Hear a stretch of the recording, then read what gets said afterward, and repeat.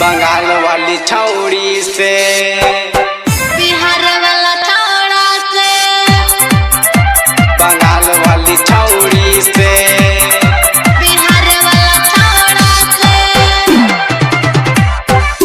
Sachin recording studio Banka. Mummy के mummy बिहा कराए देंगे बंगाल वाली छौड़ी से, मम्मी के मम्मी बिहा कराए देंगे बंगाल वाली छौड़ी से। देखे में टन टन भावे जो हमर मन बंगाल वाली छौड़ी से, बंगाल वाली छौड़ी से।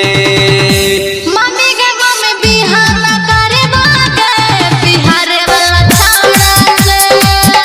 मम्मी के मम्मी बिहार ना करे बागे बिहार वाला छौड़ा से। देखा ना थकन ना भावे हमर मन बिहार वाला छौड़ा से, बिहार वाला छौड़ा से।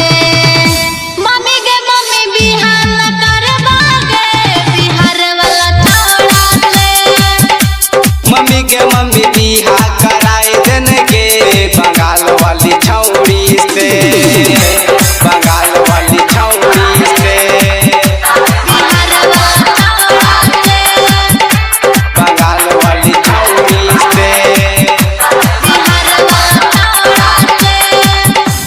मम्मी के मम्मी बिहा कराए देंगे बंगाल वाली छौड़ी से। मम्मी के मम्मी बिहार ना करे बागे बिहार वाला छौड़ा से।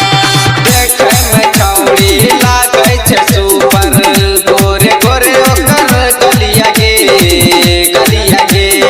ऐसा न छौड़ी नहीं मिलते हमरा को जैसे पूरा बिहार में, बिहार में। तन जो हमर मन देखे में टन टन बंगाल वाली छौड़ी से, बंगाल वाली छौड़ी से।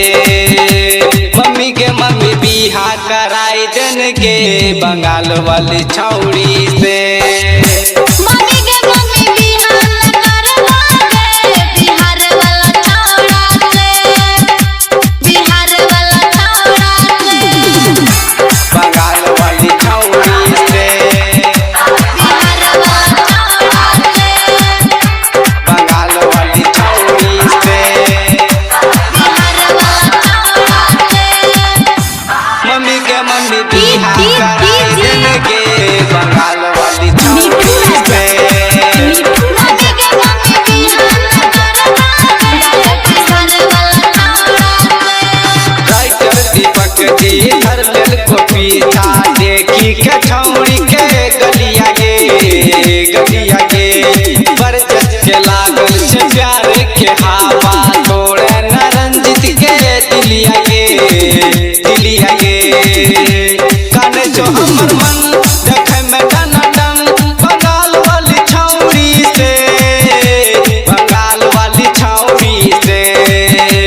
मम्मी के मम्मी बिहा कराए देंगे बंगाल वाली छौड़ी